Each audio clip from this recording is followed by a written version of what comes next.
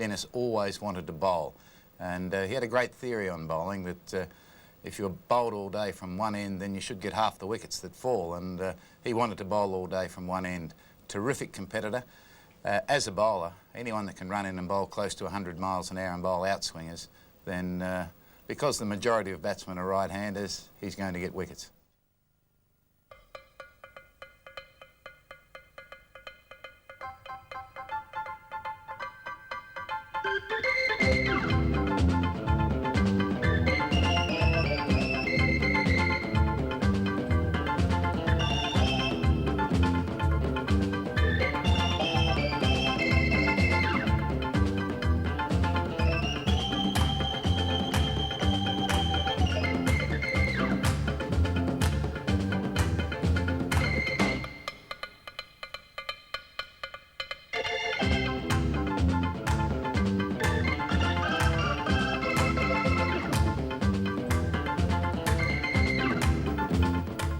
Marsh bowled Lillee, and arguably the greatest combination of its kind in the history of Test match cricket. And it all began back in 1971 in that 7th Test match.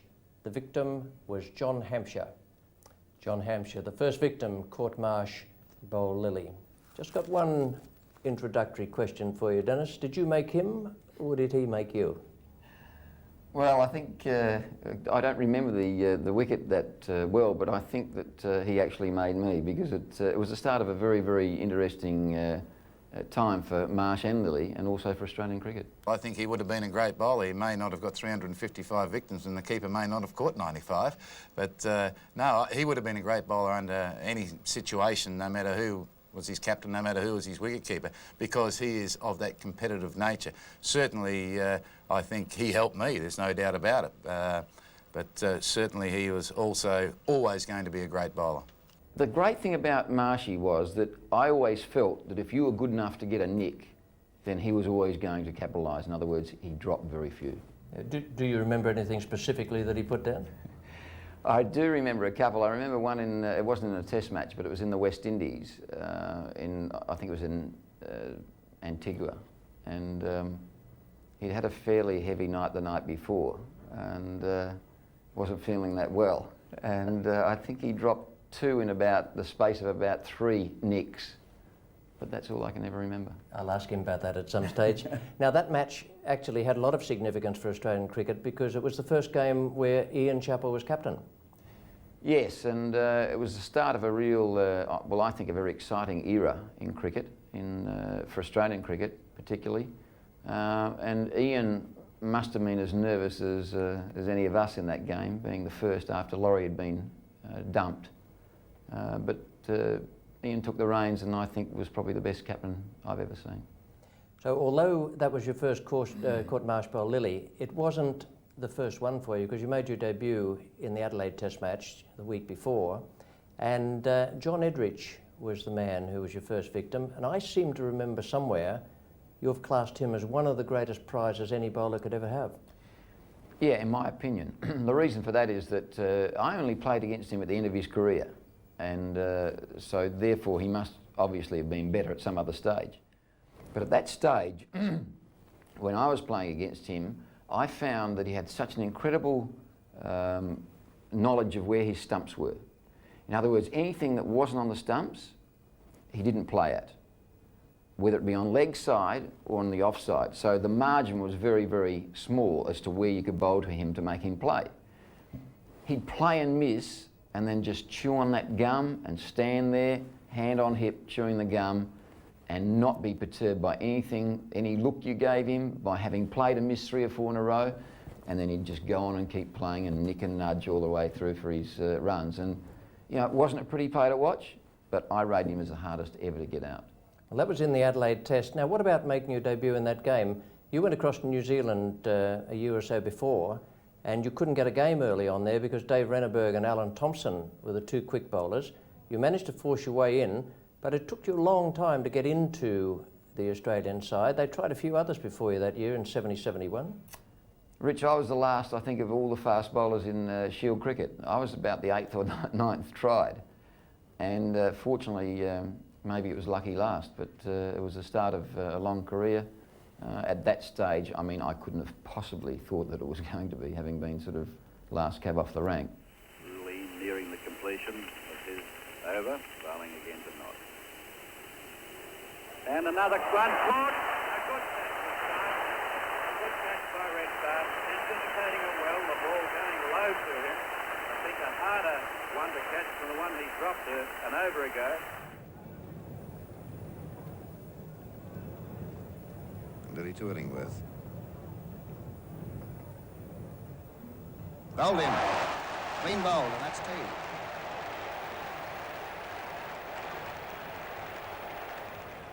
Lillee bowling to Snow. And he clean bowled him. Well bowled. And Lillee, the success of this test match. Lillee's 4th wicket. Lillee bowling to Willis. And there it is. England are all out. Willis caught by Walters at mid-on. And the bowling of Lillee for 4. Well, it was the start of something pretty good, because then you went to England under Ian Chappell's captaincy, and in that first test match up at Old Trafford, there was another significant happening, that Australia played very well. Now, they hadn't been playing all that well for quite some time, but it was Marshy who did something there, but not with the gloves. That's right, that was Marshy's score. I think he scored 90 odd and played very, very well on a wicket that was, if I remember correctly, was doing a bit. And England had bowled pretty well, and we, I think, had bowled reasonably well, but we needed some stiffening towards the end of the innings, and Marshy provided that. And it was he, in fact, that really was one of the guys that I thought helped so much, not only with his keeping, but his batting lower order, that saved us a lot of times and also set us up for victory with quick runs. He could play either role. It wasn't long after that that you went down to Lord's, but you did pick up 8 wickets in that Old Trafford test. That was a nice little starter for your first match at the home of cricket at test match level. Yeah, but as I said, I wasn't getting carried away. It was, the ball was moving around, and you know, it was sort of ideal conditions to bowl in. Old Trafford, as you know, a lot of people know, it's either often raining or about to rain, and therefore there's a lot of cloud cover around, and that often makes the ball move around a lot more than it should. In this particular test, it did move around a lot. Even though I got 8 wickets and I thought I bowled pretty well, I wasn't getting carried away at that stage. Lillee returning to over the wicket for the right-handed Smith.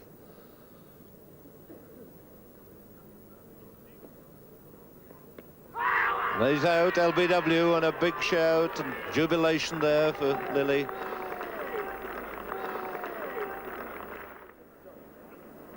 Dennis Lillee now to Alan Knott. And he's got him. D'Oliveira on 37 faces Lillee.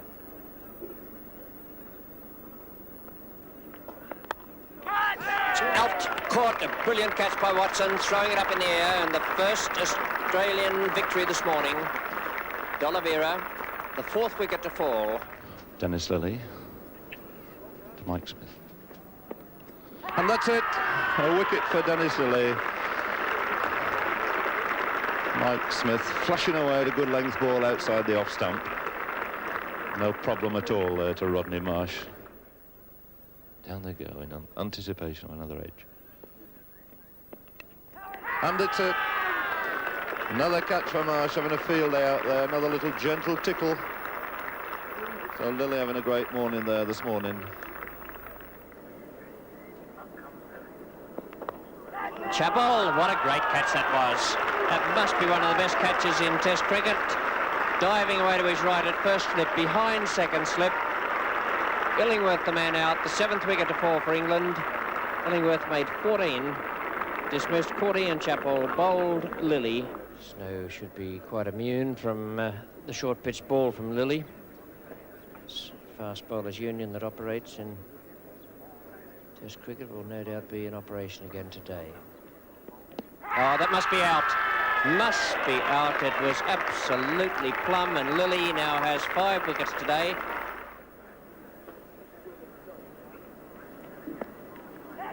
And he's got him.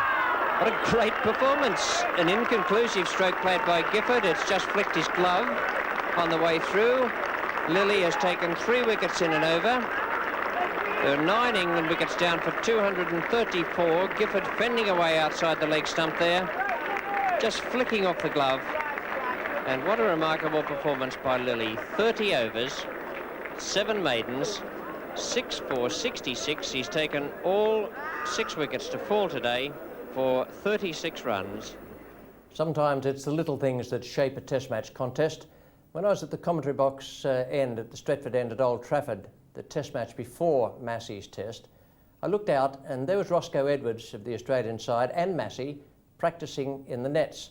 Massey couldn't bowl over the wicket because the footmarks and the run-ups were too damp. He had to bowl around the wicket, and that was the first time he'd done that on tour. I think that was very significant, Dennis, in the light of what happened after that moment. Massey had a marvellous debut. You only picked up 4, and yet I can remember you going past the outside edge at Lord's time and time and time again. Yeah, a great performance in that test by Bob. I think it's some of the best swing bowling, in fact probably the best swing bowling I've ever seen in my life.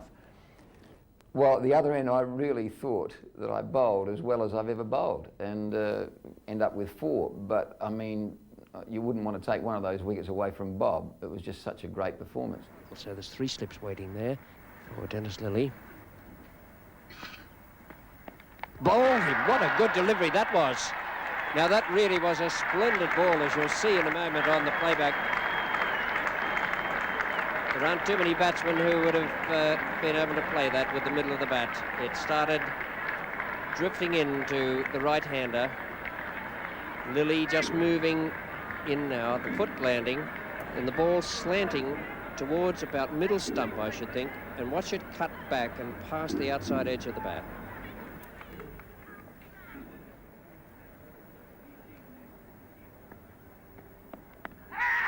He's given him out, leg before wicket to Lillee. John Edrich, the 3rd English wicket to go down this morning, 28 runs on the board. Edrich made 10, and it's Lillee's 2nd success in his 8th over. He now has 2 for 15. It's boycott to receive from him.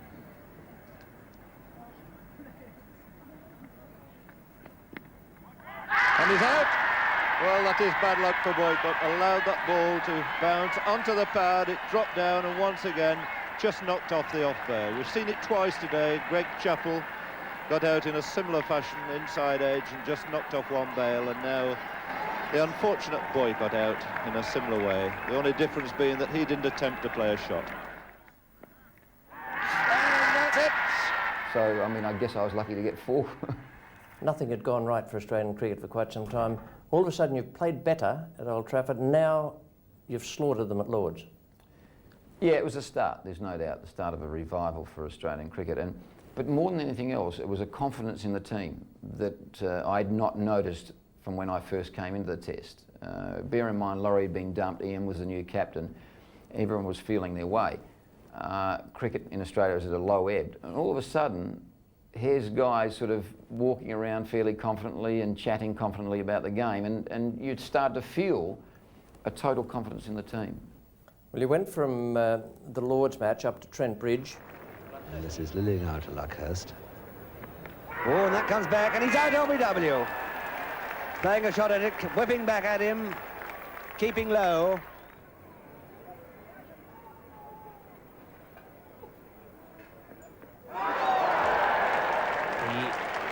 Breakthrough for Dennis Lillee.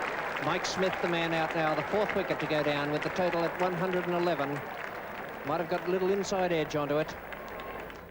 D'Oliveira again.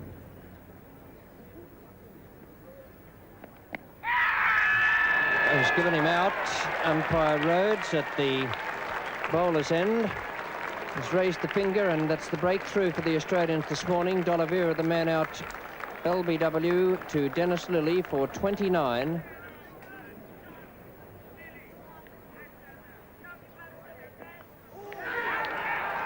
And he's caught him, given out. A fine catch that by Marsh. It just hit the bottom of John Snow's bat. That's the 2nd catch on the leg side. 1 to Bob Massey, and now 1 to Dennis Lillee. Lillee to Smith. And he's out. LBW. And it looked to me as though Mike Smith completely lost sight of that.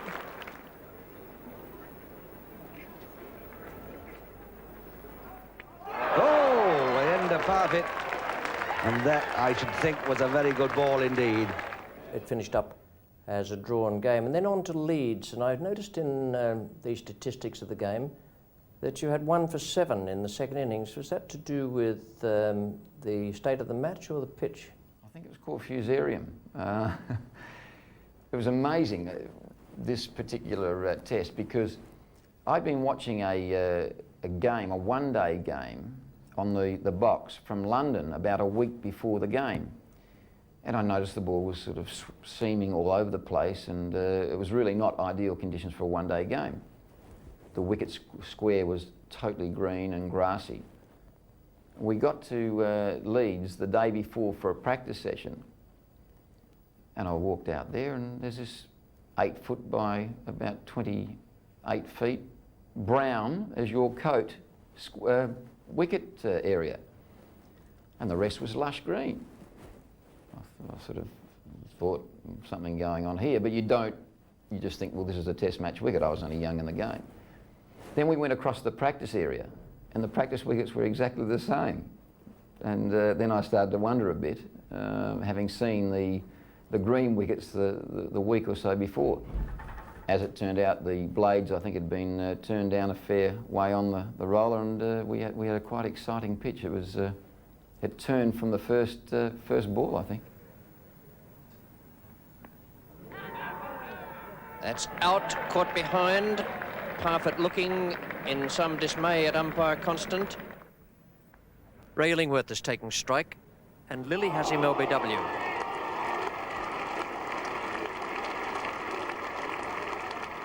Here in the second innings, he comes into bowl to John Edridge. And that's out. It looked very close indeed, so our very jubilant, happy Dennis Lillee has struck at least one blowback for Australia. Edridge out LBW with a total on 7, his personal score on 4. Well, then you went down to the Oval for a match of great significance for Australia, because you beat England at the Oval. You'd already lost the Ashes, but this enabled you to square the series. That was one of the best test matches I ever watched. It's certainly one of the best I've ever played in too. The great thing about it was a turning point for Australian cricket. To have gone away very much underdogs, a young side with a bit of combination of senior players, your Stackpole, Sheehan's and your Chappell. But to actually draw the series against the old foe and have the confidence, you know, of doing very well, as we said from the earlier tests, and then following that through, fighting hard. Bear in mind it was a 6-day test too, so it was a wearing wicket on the last day. We were fortunate that Illingworth actually twisted an ankle or something like that, and he couldn't bowl on the last day. So a few things went for us, there's no doubt about that, being the longer test and Illingworth particularly not being able to bowl. But the great feeling of having won that and squared the Ashes, squared the series, I think, you know, it just gave us confidence to go from there. And he's out LBW, I think no question he walked and moved into that. And I don't think it presented too many problems for Bert Rhodes down there. Bowl him, that's a good delivery. Middle stump out of the ground, and Lillee again breaks through.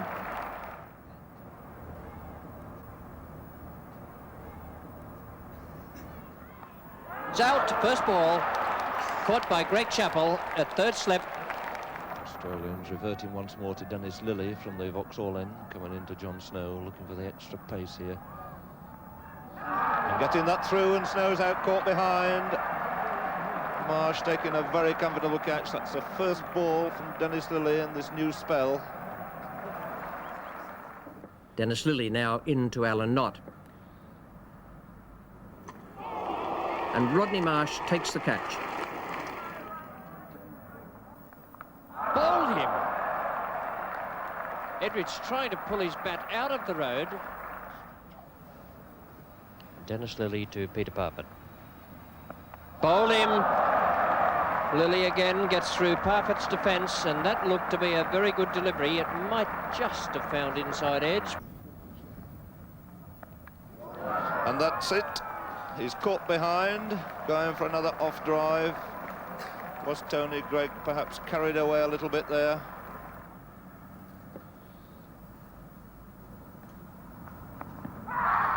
And he's out, LBW. So, not unlike the ball, in fact, which got Barry Wood up. Dennis Lillee looking again for his 5th wicket in this innings. And he's got it. Then to get through to Adelaide in 1974-75 against England. Always the old foe. It's always the one that gets the adrenaline running a little bit better than anything else. What was your feeling when you stepped out on the field against England? Well, I mean, the first feeling was one of relief, bearing in mind that I'd spent 18 months out of Test cricket, to get back in again and to be playing. My second was of apprehension, and the third was of, you know, it's great that it's England that I'm playing against in my comeback game. So, you know, all those things were going through my mind. By the time you got down to that Adelaide match, you and Tomo, with a lot of assistance from Max Walker and Ashley Mallett and from the remainder of the team, had given England a little bit of a going over. You didn't actually know much about Tomo, did you? No. Tomo was someone that everyone talked about, and you hope you didn't face him. But no, I didn't know much about him. He was super quick. He was the quickest, I think. You know, it's only marginal, of course, but I think he was certainly the most dangerous and quickest that I've ever seen, because in the early days, Tomo really didn't know where they were going, so the batsmen didn't have much chance, and you know, when they were coming off a length, you know, he was fairly dangerous and hard to handle. Rodney Marsh tells a lovely story about that first Test match up in Brisbane, where he didn't know much about Tomo either, and Chappelli wasn't actually going to give Tomo the new ball, then changed his mind, and Rodney took the first 2 at about ear level, and they were still going up when they reached him. And he was wringing his hands, and Chappelli said something to him about, you okay? And Rodney says, it's hurting, but it's absolutely marvellous. It's a true story. Yeah, I mean, I think Marshy had a grin from ear to ear in that whole Test match, starting from those first couple of balls, and he knew, obviously being the keeper he was, that this guy had something, and certainly he proved that in the years to come. Down to Adelaide and that 5th Test match, 4 for 49 and 4 for 69, and a tremendous game for Australia.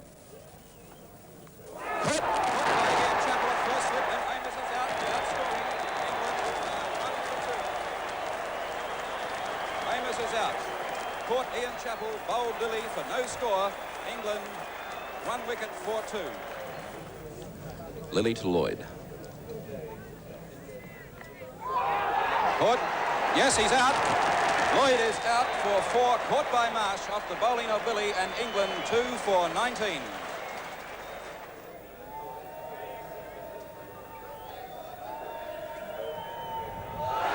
Caught. Yes, he's out.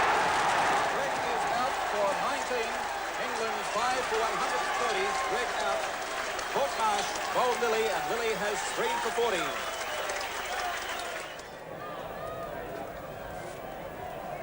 And bowled him. That's the end of it.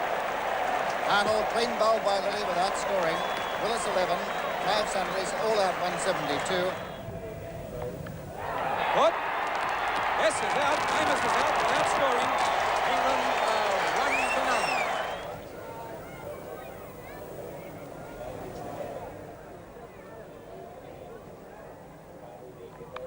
Caught brilliantly. Caught by Mallett.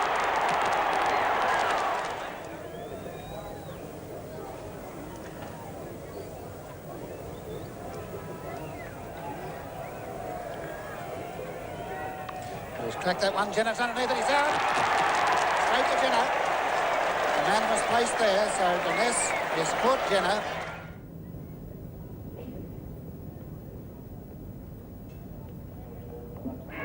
From Paddy's out, LBW. Fletcher is out, and England 6 for 144 with Fletcher out, LBW to Lillee for 63. So 25 wickets in the 6 Test matches in that series, and later that year, the World Cup, the inaugural World Cup, and your best ever bowling figures in one-day cricket against Pakistan and up at Headingley. Well, Headingley, there it is again. This time it was a little bit different to the Fusarium wicket. It was seaming quite a bit. And green? And green, yeah. And a couple of things I remember out of it was that Majid, who's a class player, made 60 odd out of the 200 that they made.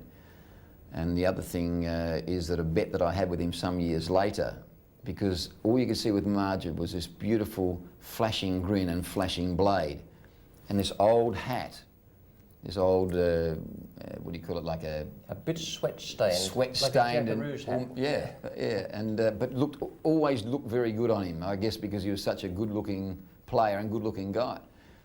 But I always wanted to knock that hat off his head. So some years later, I took a bet with him that he, in fact, said, "If you can knock that hat off my head," he said, "it's yours." I've still got that hat. Where'd you get him? It was in Sydney, and I bounced him, and must have just sort of clipped the hat and turned it a bit askew, and he just walked up to, picked it off the ground, walked up to me with the hat and gave it to me, and it was just a lovely gesture. As I say, I've still got the hat, but my wife unfortunately put it in the washing machine and it fell to pieces, so it's in pieces, but I've still got it. Oh dear. The second thing was, in fact, the fact that they had got away to a fairly good start, Pakistan. They were 4 for 180 odd. And we fought back and knocked the last 6 over for very few runs, about 20 odd. So that was a significant fact in that if they'd made maybe another 30 or 40, it could have made it a very interesting game. Oh, it's tremendous Yorker, really let it go. That's the fastest one he's bowled so far, shattering the stumps right through Sadiq's defences. Bowled him, that's well bowled by Lillee. A good effort coming back for his 7th over, and that is the wicket the Australians needed.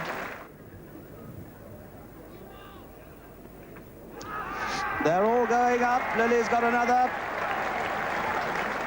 Another catch for Rodney Marsh behind the end of Sarfraz pretty swiftly.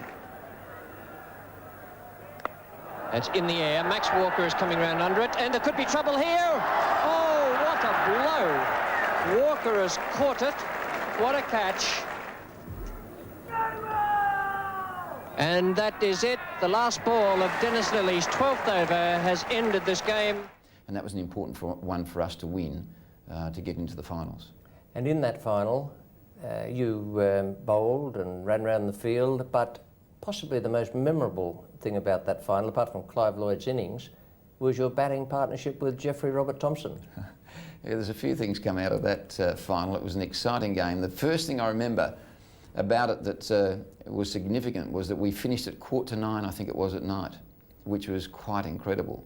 But it was still quite light, bearing in mind what happens in England with the light and things. But we couldn't sort of quite fathom that out, finishing a game instead of 6, 9:15. So it was a long game. There was a few interruptions and things. But the other thing was, I remember, was Viv Richards throwing out, I think, 3 of our players. Magnificent fielding.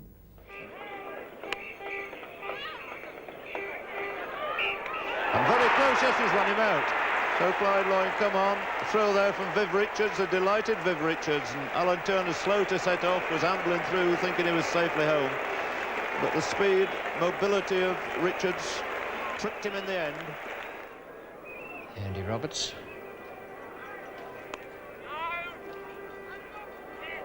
Oh, and this must be a run out here. He must be out. Richards again. Tragedy for Australia. Absolute tragedy with a misfield there. The old rule of never run on a misfield still holds good. So a man on the deep mid-wicket boundary, 2 men back now. Here are the fields. I think that Ian Chappell will be having something of a dart at him. Well, there's plenty of open spaces. And again they're in trouble, and again he's run out. Oh dear, what a calamity for Australia. And it's this man Richards again. In the dressing room, the guys, apparently when I went out to bat, had started packing their bags up. That was the end of the tour. And, you know, I mean, I'm going in, there's not much hope. We had about 60 or 70 to get, I think, I'm not sure. There was a few to get. And it just all started to happen. Tomo and I threw the bat a bit, and a few agricultural swipes, a few reasonable defensive shots, a little bit of panic with the West Indies team. Things weren't going as they wanted. A few no balls, bits and pieces of frustration creeping in. Tomo hit, or I hit a ball. I'll tell you what it was, a no ball, and it was hit, and I think caught or something like that. And the crowd raced onto the field. And I said to Tomo, it's a no ball, just keep running, you know, like let's get as many runs as we can until someone discovers who's got the ball. Tomo ran about 2, I think, and then we sort of went for safe and stayed in our crease. And then it all started up again. And I think the last thing that happened was Tomo went down the wicket to try and whack one out of the ground, and was stumped or run out by the wicketkeeper with I think we were 11 short. And I mean, it was almost a miracle. It was a great match, and memorable running between the wickets, which in itself would have panicked the West Indians. Well, especially seeing that Viv was running, you know, the top players out everywhere. Our running wouldn't have been anywhere as precise as theirs. Well, a little after that, you came up against Graham Gooch for the first time. Now, since then, Gucci has hit a 100. He's hit hundreds everywhere around the world, but he picked up a pair in that match, and you weren't responsible for either of them. No. Very significant, actually, the MCC game before that, where we played against Gooch. In fact, we played against him, I think, for Essex before that. He looked really good. 21-year-old guy, a really young prospect for England. And we thought he looked a very fine player. We put a lot of pressure on him in that MCC game to try and knock him over as soon as possible. And also in that test, we wanted to get him because we felt that he was certainly a player that could do some damage against Australia. Fortunately, he made the Globes, as you said, and Tomo sorted him out. Well, that's bad luck. Lifted, nothing he could do about it. Short of a length, Amos has gone, and Lillee has struck again.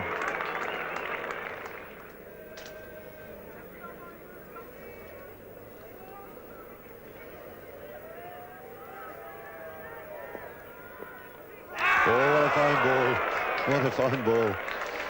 Allen not hopelessly late on that. And the wicket that England didn't really want to lose with just 15 minutes to go.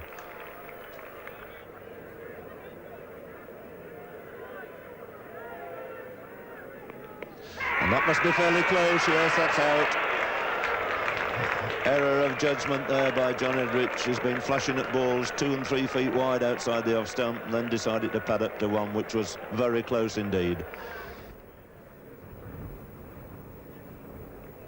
Oh, well bowled. My word, that's a nice piece of bowling from Lillee. 2 great deliveries earlier in the over, and now 87 has struck again, 7 wickets down. The Australians' lucky number, and certainly lucky for Dennis Lillee. Oh, it's a good Yorker. Indeed, it is.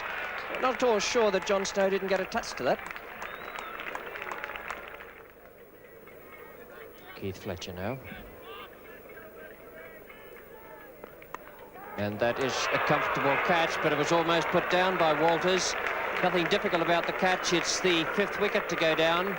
And after a very good innings, Fletcher is out. Walters juggling it, picking it up the 2nd time.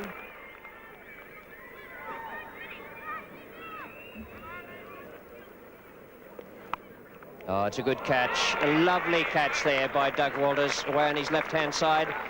It was past the man on his right, and he caught that horizontal, probably 18 inches above the ground, stretched out as far as he possibly could to his left hand. A fine catch to dismiss Chris Old, who is out for 7. Now, the 2nd test match at Lord's in that series, you just played the 4 tests, and one of them had to be aborted. That was the one where the pitch was damaged up at Headingley. But the 2nd test at Lord's, I would reckon, must have given you more pleasure than some of your bowling efforts. 73 unbeaten. Yeah, actually, it was an amazing thing, that game, for a couple of reasons. One was that my father had never gone as far as Rottnest, which is, if people don't understand, is a little island off the coast of Perth, about 10 miles out. He hadn't even travelled that far overseas. He decided to come across to England and had landed the day we started the test. And we'd bowled, and I think I got 5 wickets. You know, of course, he was wrapped. that must be close. Yes, indeed, the first wicket for Australia, Barry Wood.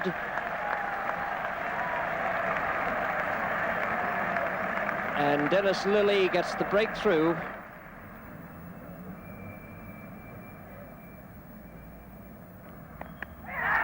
That's well bowled. It reached the second wicket down to Dennis Lillee again. 2 breakthroughs this morning for Dennis Lillee. 29 for 2 England.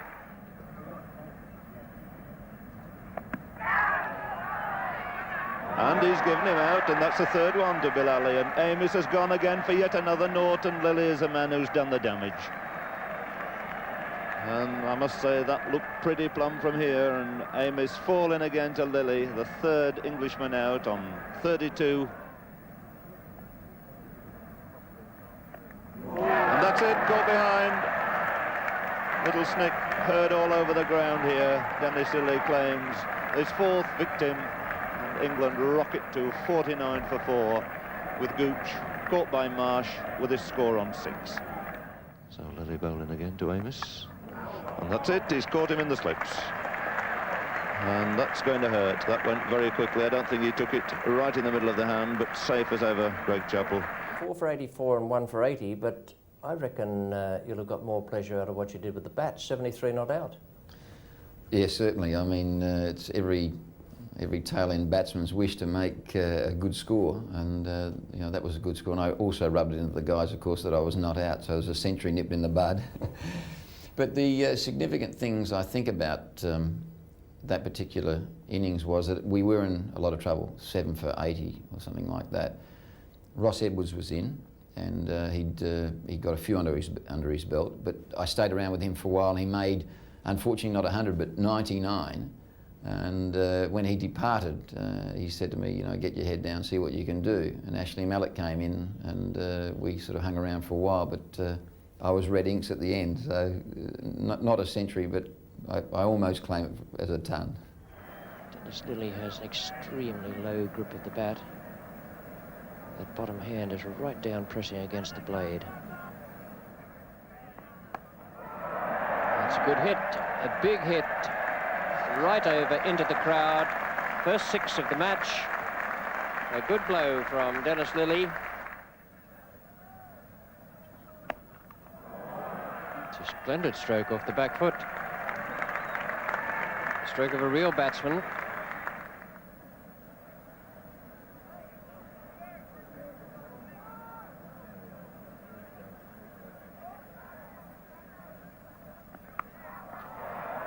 That's a splendid shot.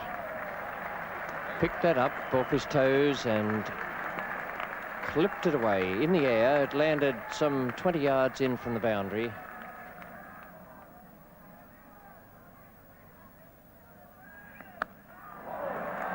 And that's an even better one.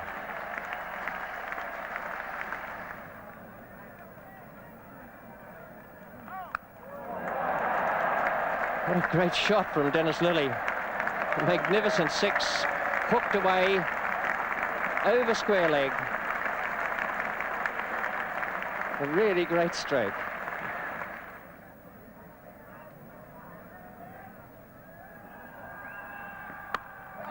What a great shot again to give him his 50. Levers being severely dealt with out there. He had 8 taken from his first over of this spell. And now Dennis Lillee has assaulted him again in this over and has moved to his own half-century. Round the wicket lever.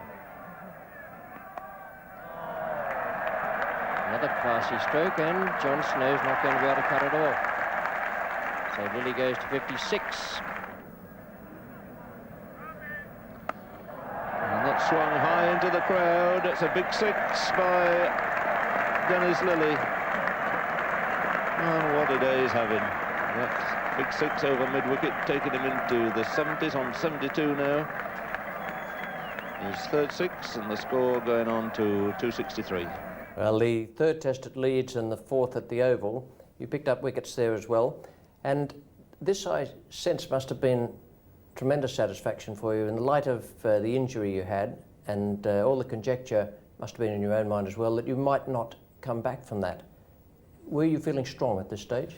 Yeah, all the work I'd done to get back again, plus the fact that I was continuing that on, I'd put on weight on purpose, so I'd built my body up from about 11.5, 12 stone to near on 14 stone, which I maintained right throughout my cricket. And all that combined helped me feel very, very strong. I mean, there were still aches and pains in the back, but nothing that I couldn't bear. What about the pain barrier? I've heard Ian Chappell talk about the pain barrier you used to go through, and it's one of the reasons Chappelli always only has a little time for anyone who he might regard as not going through the pain barrier. What was your feeling about that? Well, there's a couple of things. I mean, one thing is that you always had some sort of niggle or injury or potential as a fast bowler, because it's a fairly exacting sport. And if you're not prepared to play with something like that, then someone else gets a chance. Some other bowler gets a chance. If he gets 5 or 6 wickets, you've got to get back in again. Doesn't matter how good you are. So my theory on that was, I guess, never give a sucker an even break. And I think that that was one of the reasons that I put up with a lot of pain. He's caught him just before tea. The 4th wicket goes down. Fletcher is out for 8. Caught at gully. It's Lillee coming in now from the far end. And that's it this time. No second chance offered to him. Greg Chappell taking a good catch there. Went very, very sharply off the bat. So Dennis Lillee to have his first bowl of the morning.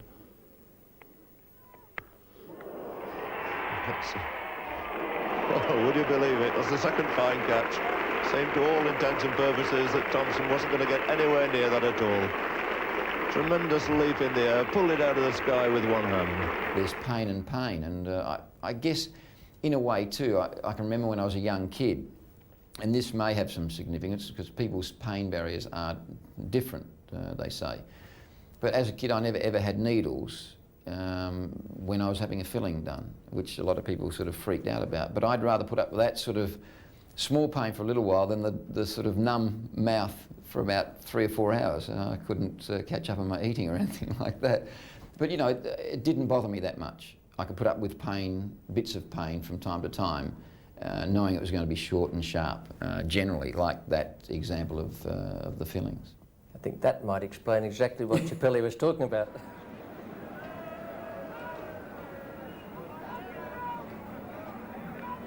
Oh, that's a good ball, a good Yorker leg stump.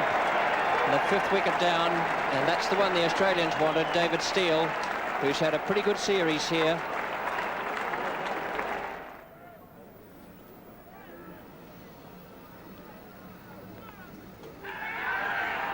And he's given him, caught behind, Rodney Marsh, a fine catch. Diving away to his left there. The same shot that's brought Tony Greig quite a few runs, but that time brought about his downfall. And he's bowled him. And there's a breakthrough that Australia have waited such a long time for. So poor John Edrich, who's played so supremely well all the way through there. And Lillee into the resolute Steele. And that's a flick, and he's out, caught behind, and Lillee takes his 2nd wicket.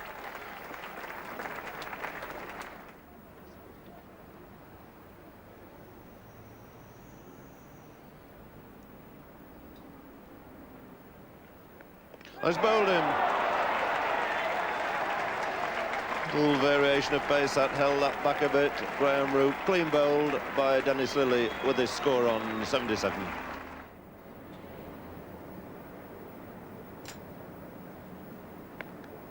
And that is out. So Dennis Lillee breaks through, and it's the 5th wicket to go down for England. Tony Greig out to a good delivery there from Lillee. Now then, 1975-6, the West Indians came out, and another success for Australian cricket. You picked up your 100th wicket, that was Viv Richards, and you got 27 wickets in 5 Test matches, and Tomo was there again. Yes, and it was quite a series because the first Test we won in Brisbane, and quite convincingly. And the second test was a total turnaround. That was over here at the Wacker, wasn't it? Yeah, the West Indies just thrashed us. Everywhere. Yeah, totally thrashed us. And I think Frederick's got 190 or 170, and Michael and Andy bowled very, very, very well to bowl us out. So here we are. How do you pick form? And then it looks like both teams are going to really sort of be fairly well matched, because one's a total win one way and one's a total win the opposite, or the opposite team totally wins and thrashes the other the next game. And then it was just a landslide. We won the next four, I think it was the next four or next three, to make it a total whitewash. As a prelude to the centenary test, which was a marvellous festive occasion and produced a great deal of good cricket, the Australians played against Pakistan in Melbourne, and then they played against New Zealand in Auckland. 2 more 10 wickets in the match hauls for Dennis Lillee. As we join the action, Marchant has already gone, caught Marsh bowl Lillee for 76. Now Mushtaq Mohammed is taking strike. Here for leg before, he's out. He was right in front. Mushtaq, leg before to Lillee for 9. Lillee has 2 for 54, and a breakthrough for Australia with the new ball. Going to Javed. Fair for leg before. Look at Lillee.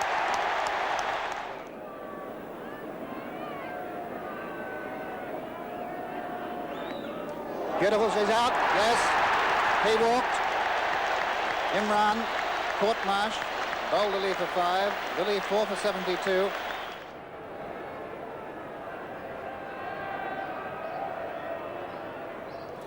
Oh, he's caught by Chappell. Salim is out for a duck. Marsh got a glove to it and deflected it, and Greg Chappell, as quick as a flash, snaffled the ball up, and another wicket has fallen. Lillee bowling to Wasim Bari. An appeal, he's out! Lillee's on a hat-trick. Wasim Bari out first ball, and Lillee's on a hat-trick. Well, he didn't manage the hat-trick, but he finished with 6 for 82. Now in the second innings, Majid Khan faces Lillee. And bowled him. Bowled. Majid Khan bowled by Lillee for 35.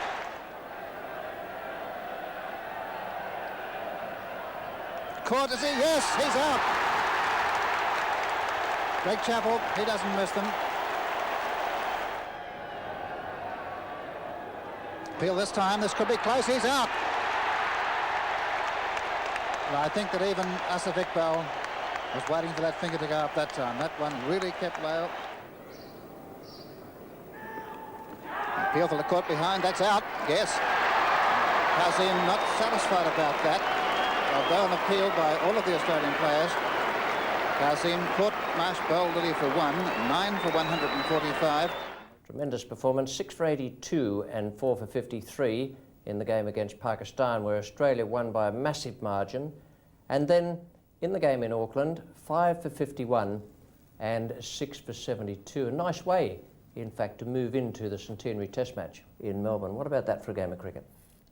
Well, not only for a game of cricket, I mean, it was an amazing game of cricket, the way it ended up exactly as it had 100 years before the result. But the lead-up week to this match, all the receptions and all the official functions, and I've never enjoyed them much at all in my life, except for those.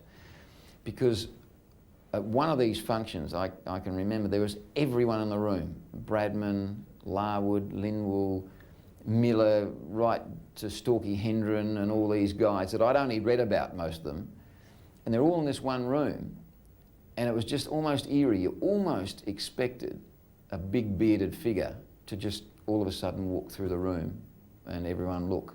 I mean, that was the feeling in the room, and I spoke to a lot of players about it afterwards, and they said, yeah, I mean, they'd never felt like that, that sort of feeling in a room before. It was just all the greats there that were still alive from the Ashes series. It was just phenomenal. And a terrific performance from you as well. 6 wickets in the England first innings after Australia had been knocked over cheaply. Is that it? Yes, it's carried and he's gone, and Lillee snapped up the first wicket. That of Bob Woolmer caught it slip with the total on 19.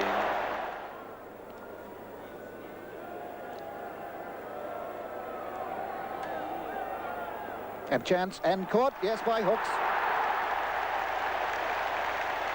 Well, a great breakthrough for Australia. Really, the regular opener is out. Caught hooks, bowled Lillee for 12. 2 for 30, Lillee 2 for 11. And Lillee to Randall.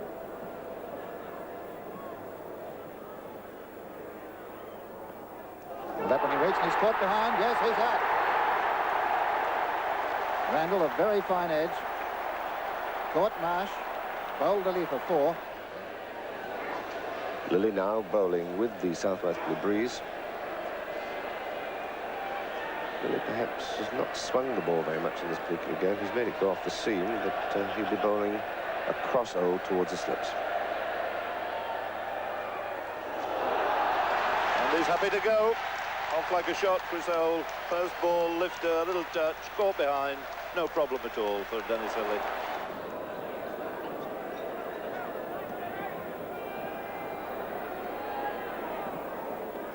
And he peeled the leg before, he's out. Lillee 5 for 25, not leg before to Lillee for 15, 9 for 86.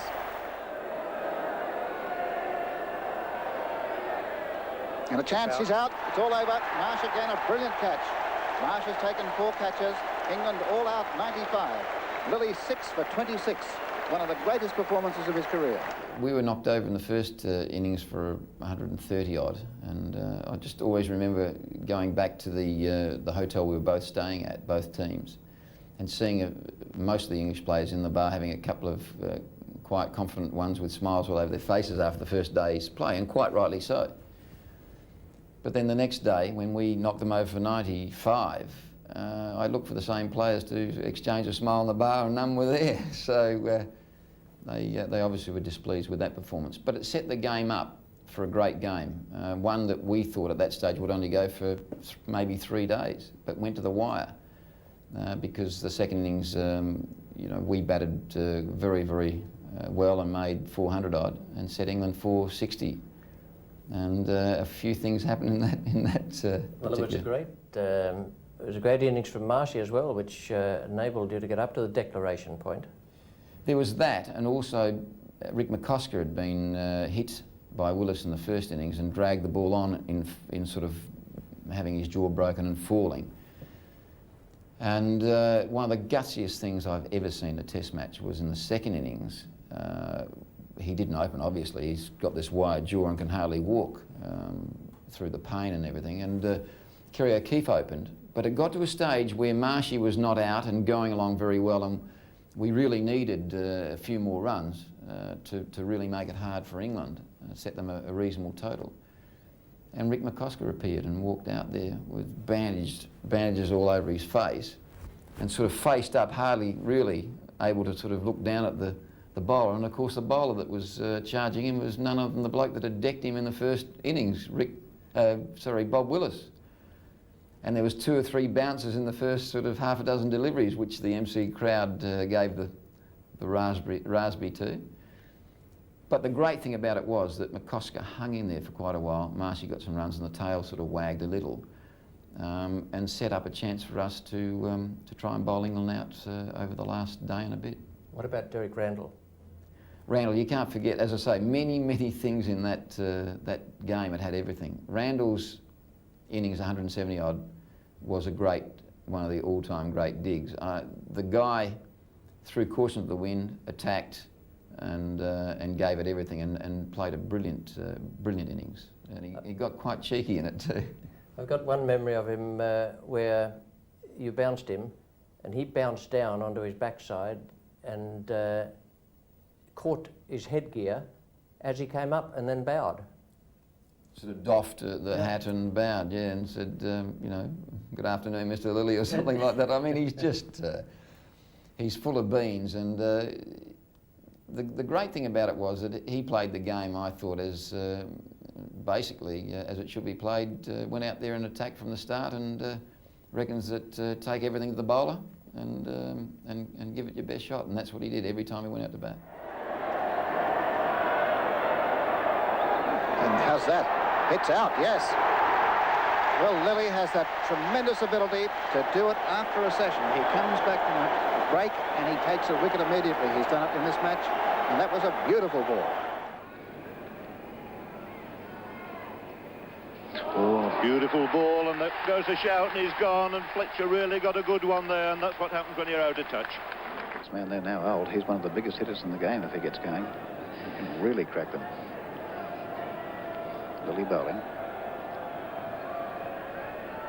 And chance he's out, yes, Greg Chappell. Not caught Greg Chappell, bowled Lillee for 2, 7 for 380, Lillee 3 for 120.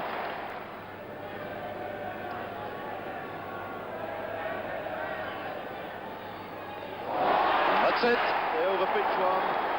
That's another vital breakthrough made by Dennis Lillee, knocking over the stumps of Derek Underwood. Well pitched that ball. And that's it, it's LBW, Alan Knott is out, Lillee has struck again to finish off this test match. England all out for 417, another great performance there by Lillee to see the end of England. And Australia triumphing by a margin of 45 runs. Absolutely remarkable that it should finish up exactly the same result as the first test played the 100 years before. Quite phenomenal, and it just goes to show with cricket what an amazing game it is. And the thing about it is that the thing I'll always remember about it was that the Queen actually came to the game, and of course I was involved in trying to get an autograph, which I eventually did get sometime later, but not at the time. But the other thing was that she came at afternoon tea on the final day.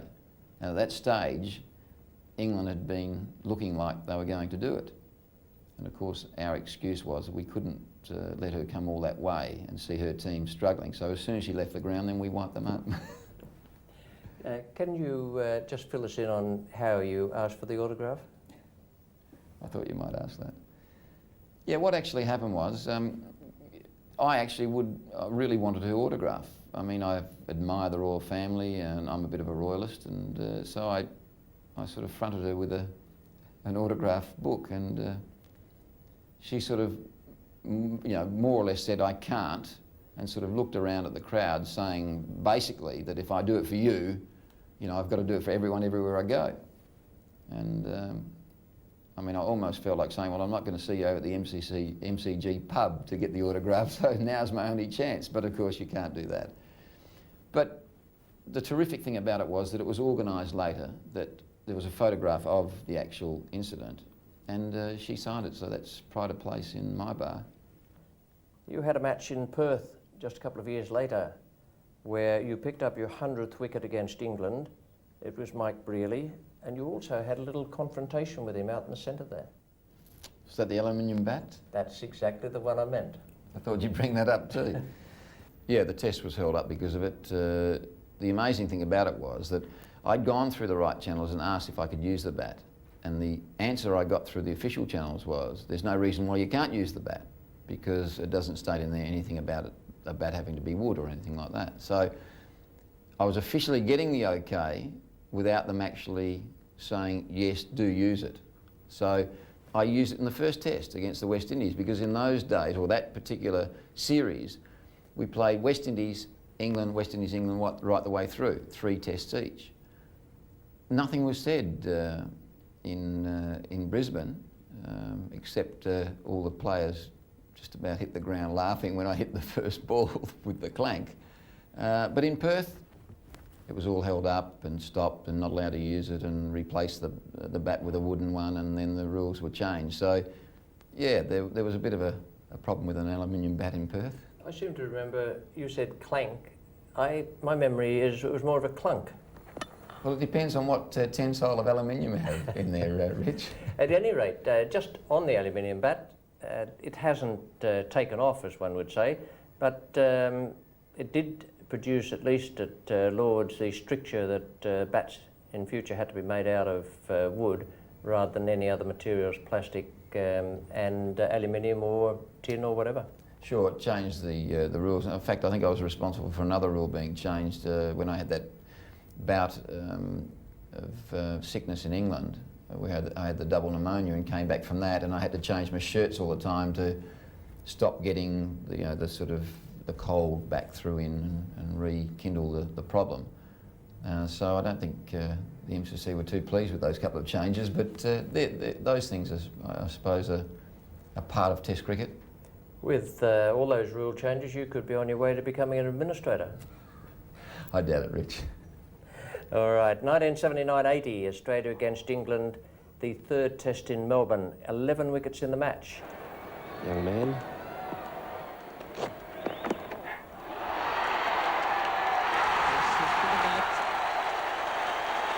David Gower has gone, LBW. And he's gone without scoring.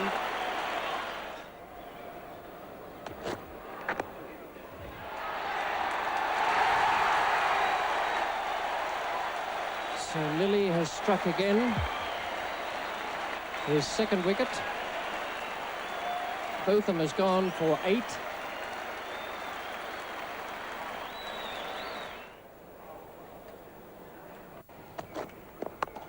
Time is out, played on, a magnificent piece of bowling by Dennis Lillee this morning, moving the ball off the seam and Taylor departs. A good innings from Bobby Taylor, out for 23 in England, 7 for 238. And that's out, fumbled and caught by Ian Chappell, not getting the ball cleanly, but keeping composed and hugging it to his body, and Underwood is out to a magnificent bowl by Dennis Lillee. So they finish up with a short point and a short square, silly point and silly mid-on. Well bowled. Yes, that is the old con trick.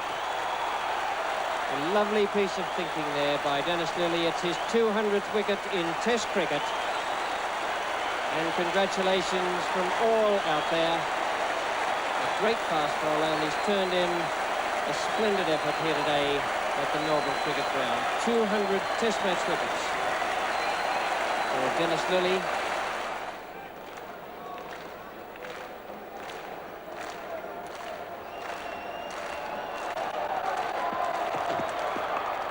And that's out. What a magnificent catch by Greg Chappell, and Dennis Lillee takes 6 wickets, but Greg Chappell made that catch look easy. It went like a bullet, and he thrust out his left hand and took a magnificent catch. And Mills is out, caught Greg Chappell bowled Lillee.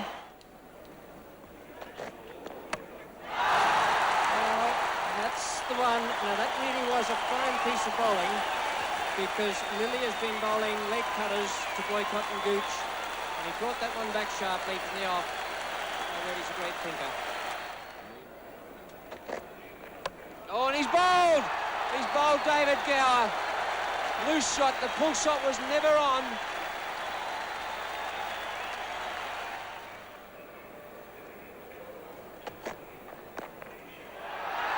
He's out, caught down the leg side. Fine catch by Marsh. England are 4 down as Peter Willie goes. And that's in the air, an easy catch. Terrible shot by Taylor. Border catches him, and Taylor is out, caught by Border off Lillee for 32, 6, 7 now for 178.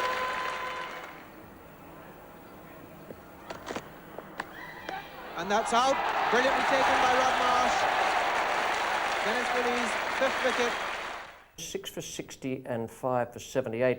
You took 181 wickets in the 1970s, which in itself is a pretty good performance, and 102 of those were against England.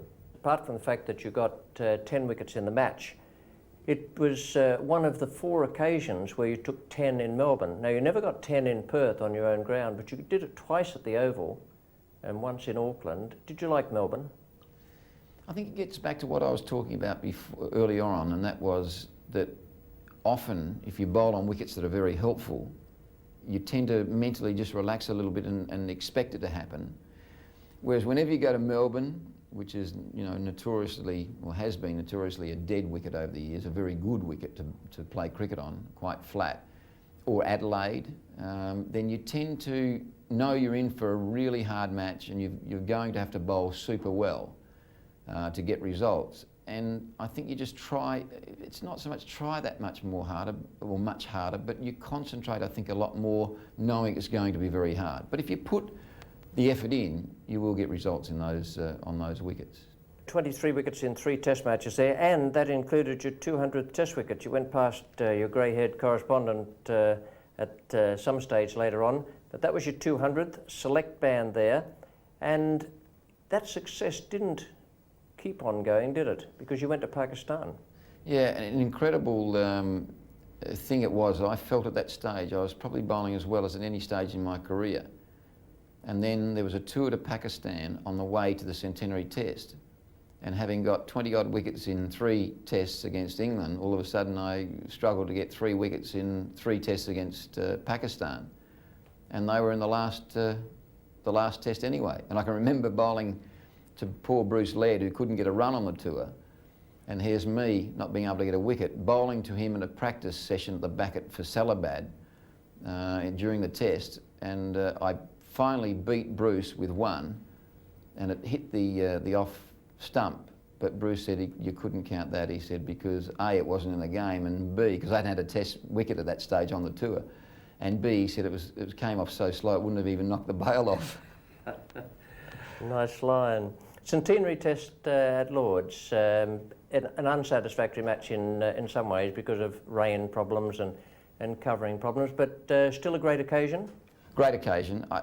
I must be honest and say that from the point of view of the build-up that there was for the Melbourne Centenary, I guess being the first one and everyone wanted it to be, you know, such a success, that it was very, very well handled beforehand, all the lead-up paraphernalia.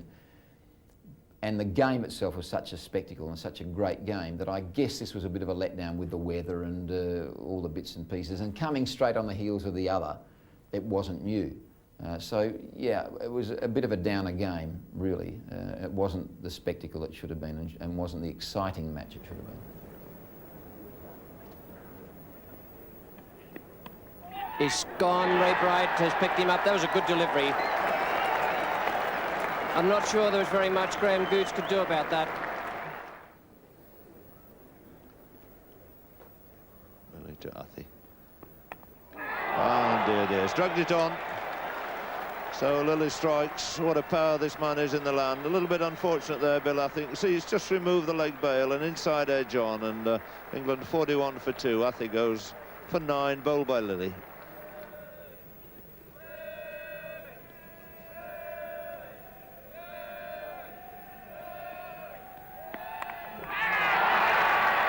Well, that is a mark of Lillee's greatness. Dennis Lillee has taken all 3 wickets, and David Gower is out for 45. And he's gone up for the catch, and it's completed. Boycott is out. Just a second's delay there from umpire Constant, see if that ball had carried through to Rodney Marsh. It had done, and it's this man Lillee again. That's 4 wickets, he's taken them all now.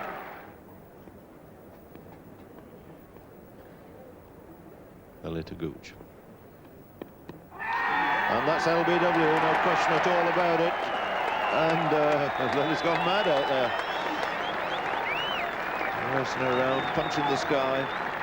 And this great bowler struck again, struck the vital blow, the early one, and Graham Gooch, who got away to such a tremendous start.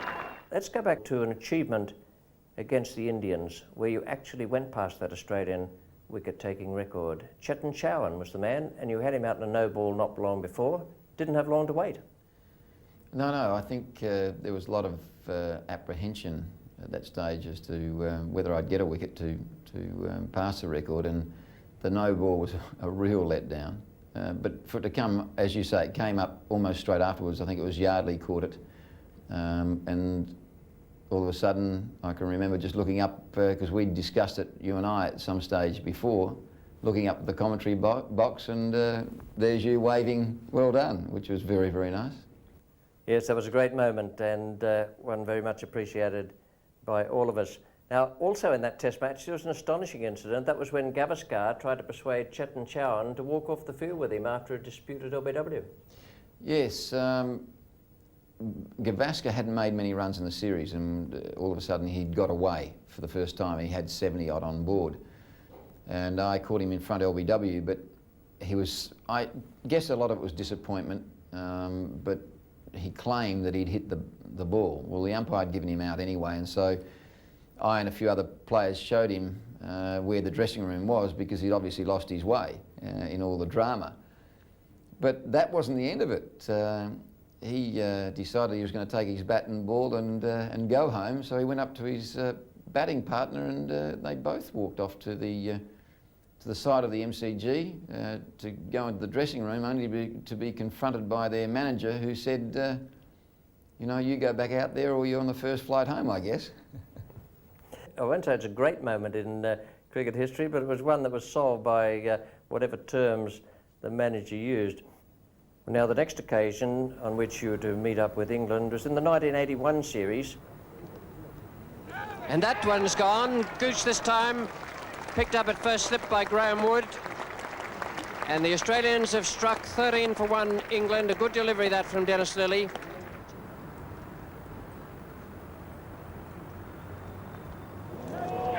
And that's it. He's gone. Another victim for Wood.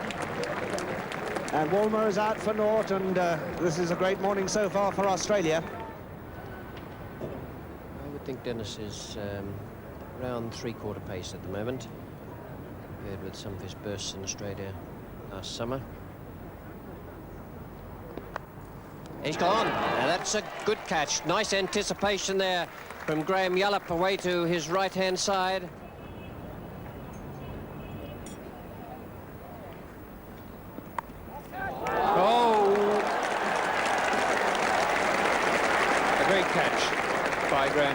By Australian standards, their slips are exceedingly close together, as Richie Benaud has remarked. Generally speaking, you find they stand further apart than our slips. He's out. A delighted Dennis Lillee.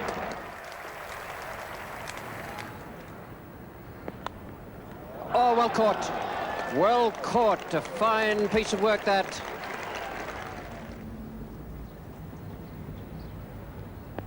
Oh, yes, a very fine catch indeed by Alan Border at second slip. Came to his left side, his strong side.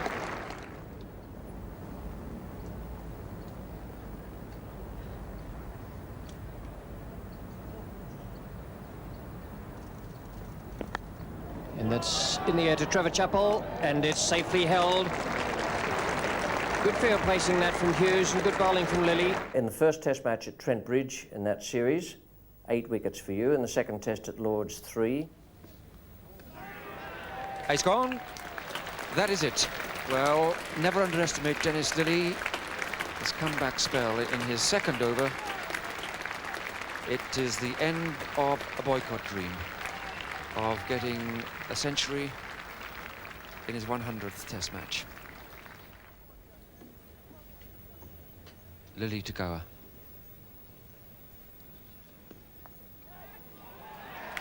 And that's another wicket to Australia, and a fine catch that by Terry Alderman.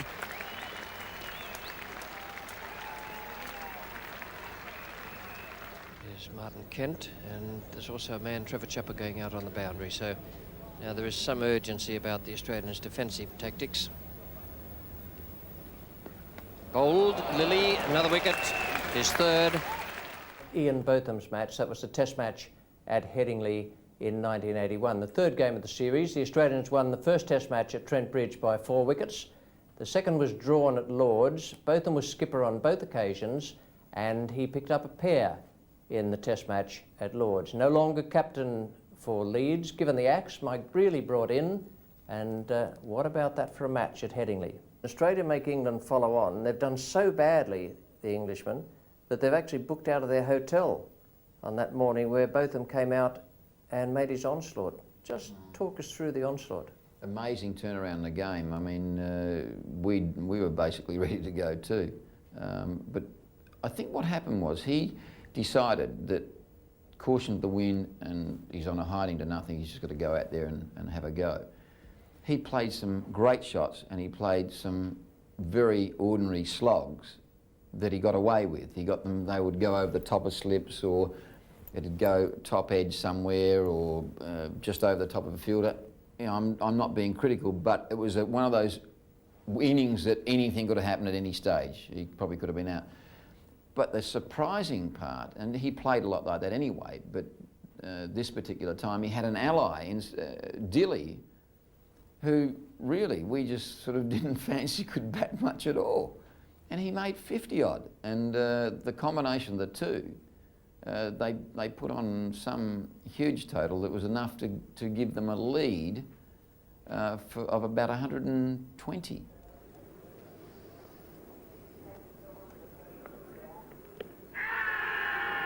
And he's out.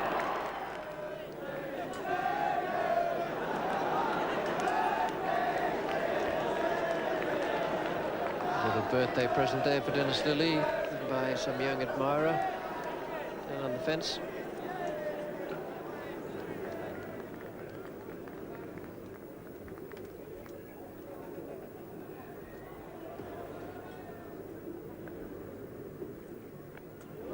And he's gone.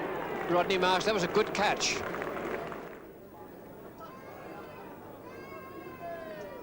And he's gone. Very fine delivery indeed, and Rodney Marsh appropriately breaks the world wicket-keeping test record off the bowling of Dennis Lillee, who must surely have given him more victims than any other bowler.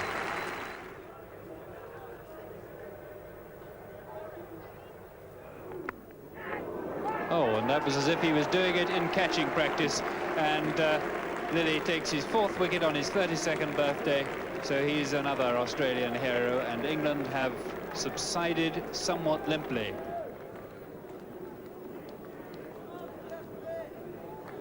Lillee, who took 4 wickets in the first innings, bowled terribly well in his opening spell, but he now has 266 test wickets, and that equals Bishan Bedi's haul of test wickets. He's only the 4th highest wicket taker in tests now, those two together. And that's a catch, and a beautifully taken catch by Terry Alderman, diving to his left, and Graham Gooch is out for naught for the 2nd time today, having made only 2 this morning. Yes, easy as you like. Thank you very much to Terry Alderman at 3rd slip, and the first victim of the morning for Dennis Lillee.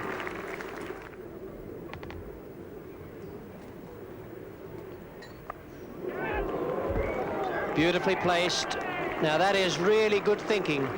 A superb piece of captaincy, a magnificent piece of bowling, and Peter Willey is gone. That's one of the best pieces of tactical thinking I've seen in a long time.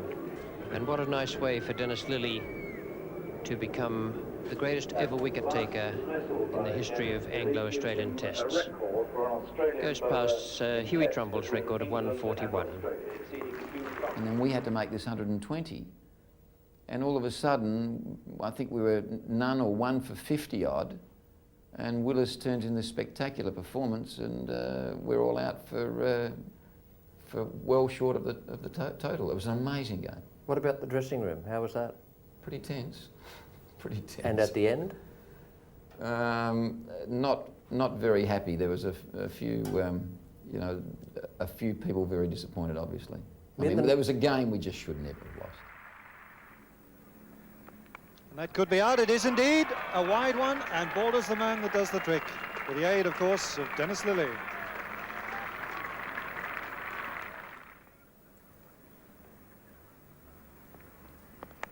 And that's out. Alderman's done it, and Lillee is the bowler again. Another wide delivery, and that was a fine catch by Terry Alderman. Well, that's close. Must be, yes. And he's a bit unlucky, I think, Mike Brearley. A bit unlucky.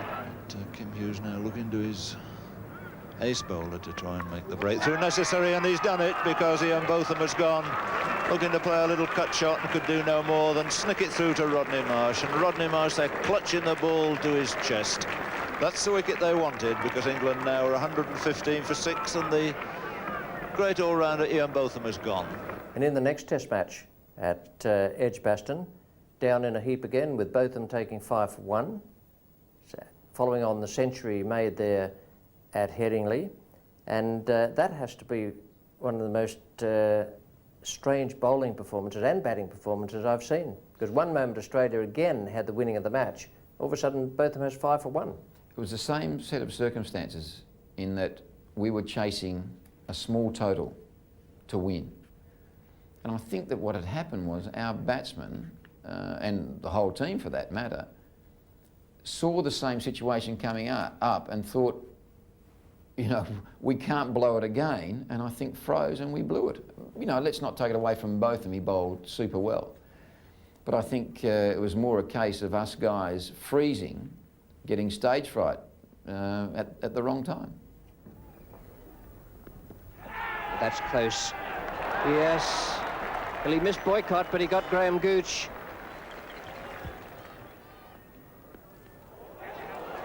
And he's gone this time. Lillee has got him.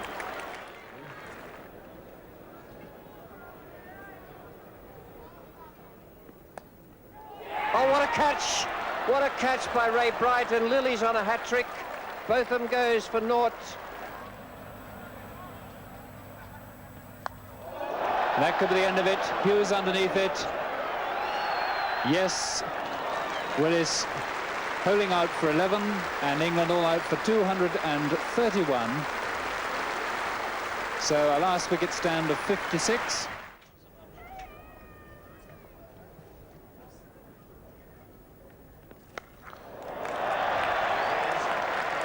Would you believe it? He's fallen for the card trick again, dropped it short, the man at mid-wicket, and David Gower once again has obligingly held out. England 80 for 3 with Gower going for just a single, caught by Bright off the bowling of Lillee.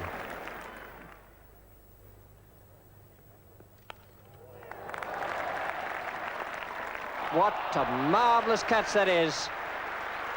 You won't see a better one than that. Johnny Dyson, way down there at third man, has taken a sensational catch to get rid of Alan Knott.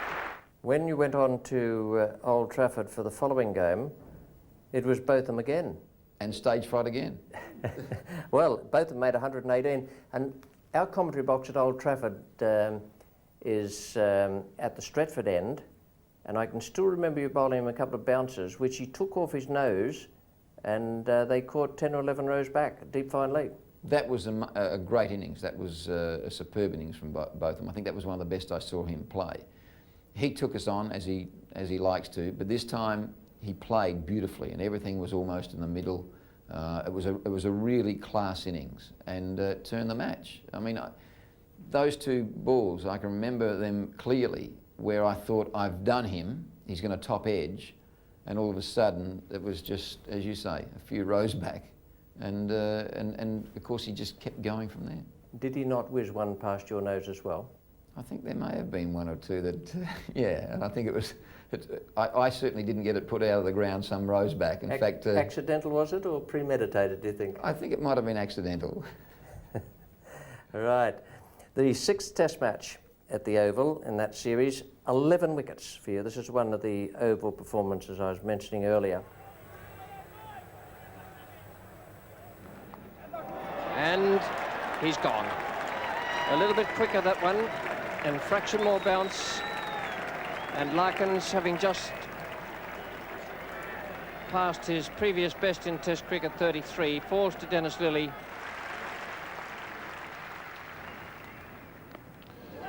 And he's tried again, and he's gone and caught behind. Chris Tavery not waiting for the umpire's decision, knew he got the little outside edge. And he's bowling, first ball, yes.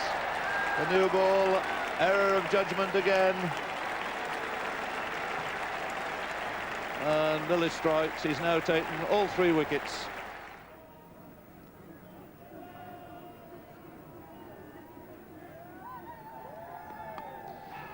And he's gone, that's off the edge, and Lillee strikes.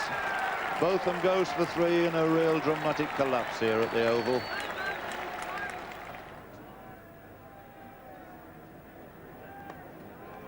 Oh, what a fantastic catch by Graham Yallop.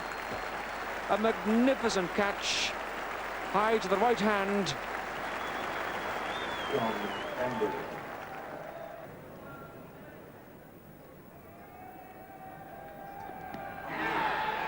That's out. It looked straight, it was straight, and John Emery's gone for naught. And that's it. There's never any doubt about that. So Alan Knott swinging away, loses his leg stump in the end for an excellent 36 runs, made in fine style, and the crowd have enjoyed every minute of that. But the focus out there must inevitably fall once again on the Australian pace bowler, Dennis Lillee. And just look at those figures on a really beautiful batting pitch here. It's had a bit of pace, and Lillee has made the most of it. Really banged back into top-class form, 7 for 89. And he's the happiest man in southeast London.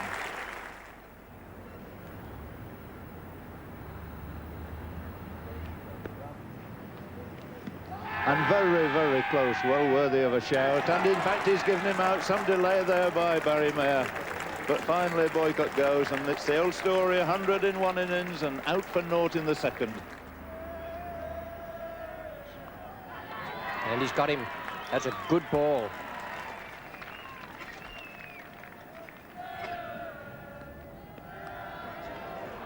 And he's picked up Gatting. That's good bowling. He's put that man around there at deep square, taken the batsman's mind off it, and given him an absolute beauty.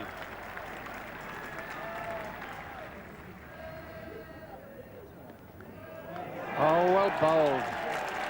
That's a super piece of bowling to come on there just in preparation for the taking of the second new ball and take the wicket of the England captain with a marvellous leg cutter. And it was a pretty good catch as well. And a terrific performance, but also a light-hearted moment with Dickie Bird. How do you get on with Dickie? Very, very well. In fact, I rate him very highly as an umpire. I think in his day, at the top, when he was really at his peak, he was the best umpire in the world. Not just for umpiring ability, but for the ability to sort of relate to the players without being over-friendly, or not over-friendly, but too close. A great sense of humour. He could diffuse any potential problem situation with just, a smile or a funny word or a funny gesture, and that's important. So you packaged a lot together, and I think he had, the best of all those attributes that I'd seen in an umpire. Was there a time in England where there was a little bit of an impasse between you and Dickie, where he wanted you to continue bowling with the ball in play and you declined to do it at that particular moment? I think that was in fact the same game, and what had happened was I had a thing about the fact that balls were going out of shape, and that I felt that my profession was bowling, and that if the ball was out of shape, then I couldn't do what I wanted to do with the ball. Whereas a batsman, if his bat handle had broken, or he'd had something had gone wrong with the bat, a crack in it or something, he can swap the bat. And I had a bugbear about that for some time, and it came to a head in this particular game where the ball was so much out of shape, but I think we'd swapped a couple, and Dickie was just, look, let's sort of just get it over and done with. Bowl. Look, the innings is nearly over. And I said, no, I'm not going to, because this ball, you can see yourself, it's totally out of shape. He said, oh no, Dennis, I think you should bowl. I think you should bowl with it. He said, let's get on with it. I said, I will not try and bowl. I will not bowl any of my trade with that. I won't bowl fast with it. I said, if I've got to bowl, I'll bowl spin. So I bowled a couple of off spinners, and that was, I think, the end of the game. I think the declaration came fairly soon. Dickie Bird is a great character. Now, I know from having watched you and talked with you and had the odd beer or two with you over the years that you have never been interested in statistics, but statistics follow a successful bowler or batsman, and they are part of the game. Sometimes they can be made to lie, but good players do marvellous things over the years. And in that series which followed in Australia, 1981-82 against Pakistan, up in that second test match in Brisbane, you picked up your 300th wicket.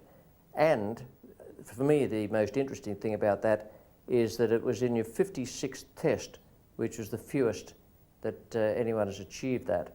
And a terrific performance. Wasim Raja was the unlucky man.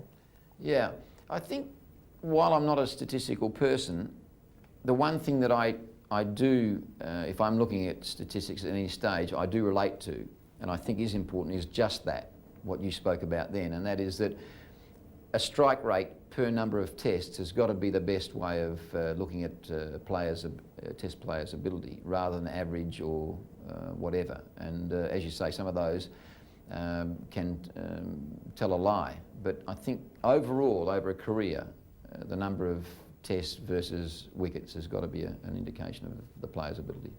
Right, the 300th wicket, and then the record, the 310th.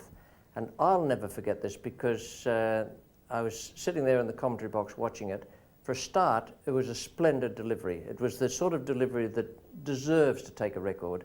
It was Larry Gomes at the MCG, and it was also a very good catch. And then statistics, as I say, can be anyone's cup of tea, but this was emotion as well. Actually, if I can take you back a bit before that,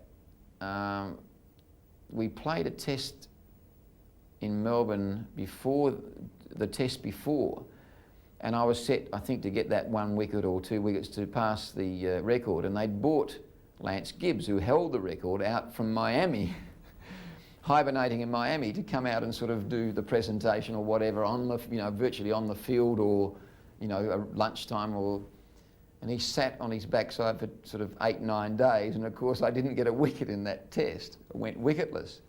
And then we got to that one, and I think I had Gomes in fact dropped earlier on by the guy who in fact caught it in the end, Greg Chappell.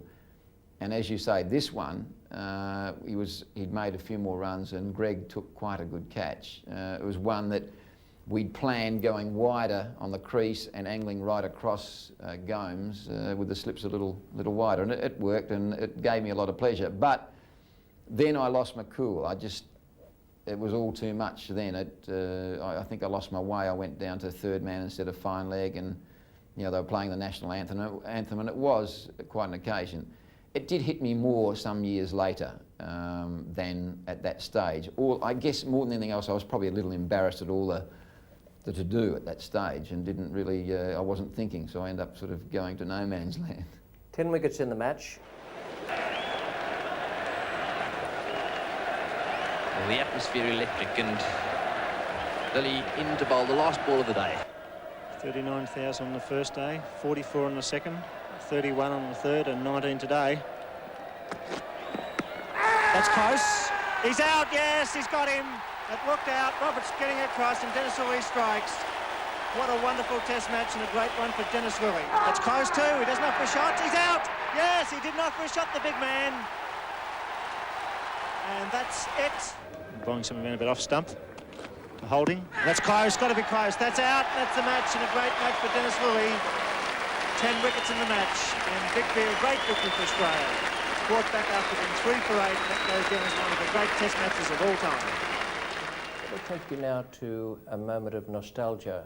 The last test you played, and therefore the last played by Greg Chappell and the last played by Rodney Marsh.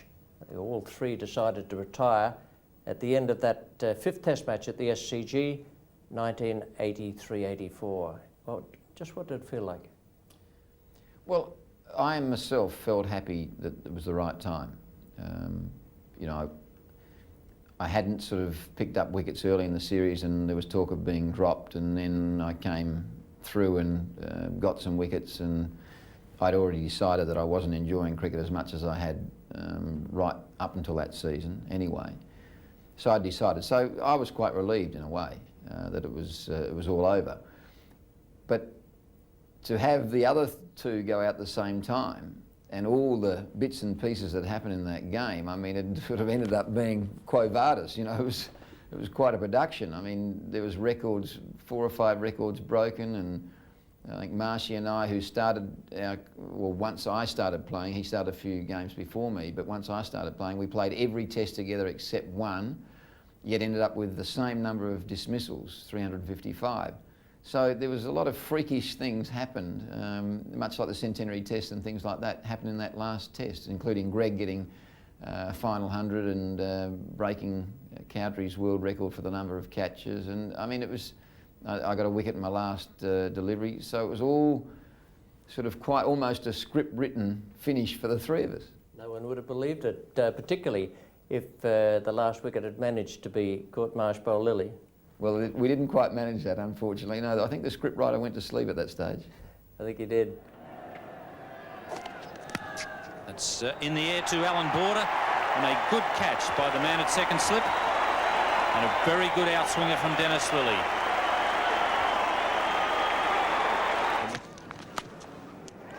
Oh, what a good catch. Border again, 2 to him. Both times, Lillee the bowler, and a breakthrough for Australia. Lillee to Sarfraz Nawaz. It's worth a shot, yes. I don't think he was forward at all there. Looked to me as though he just put his front foot a matter of an inch or two outside the crease.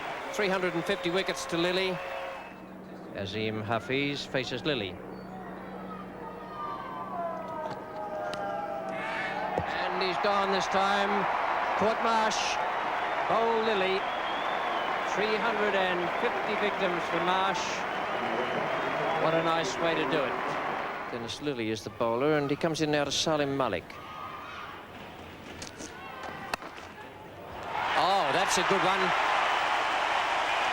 That's a splendid catch. It was going very fast indeed. Lillee's got a wicket. And thank you very much indeed, he says. And he might as well say it to Greg Chappell as well, because that was a great catch. It flew. Well, that's gone straight up in the air. Rodney Marsh is underneath it. This will be out. Yes, he's gone. Dennis Lillee is struck. It's gone. Yes, Phillips at first slip took a smart touch. And once again, Dennis Lillee strikes again. And in Sydney, 42 wickets from 8 test matches. It's out. Yes, that's it. Phillips at second slip takes the catch, and the great Dennis Lillee departs with 4 wickets.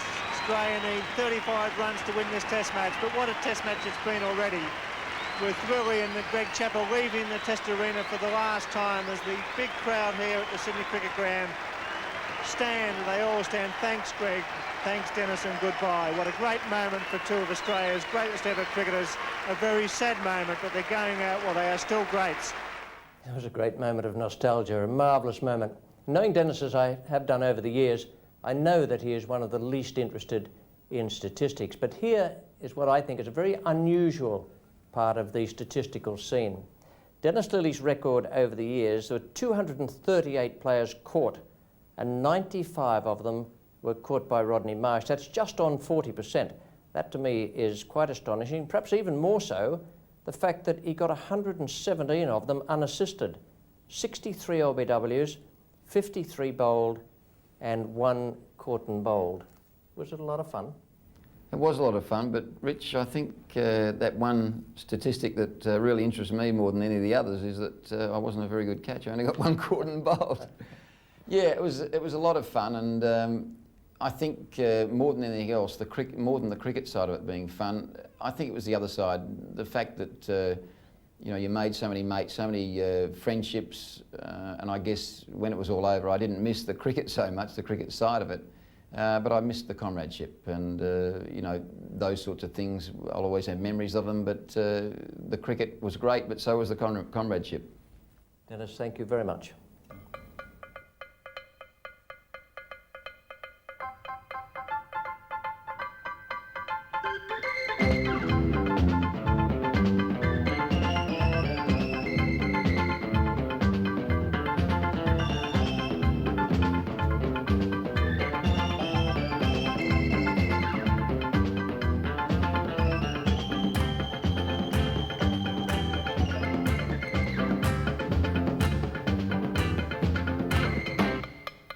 I suppose if there were 2 things about Dennis that you could say, he didn't possess a great Yorker, and he wasn't as effective to left-handed batsmen as right-handed, but he was still a very fine bowler to left-handed batsmen, and every now and then he produced a very good Yorker, but just a great bowler.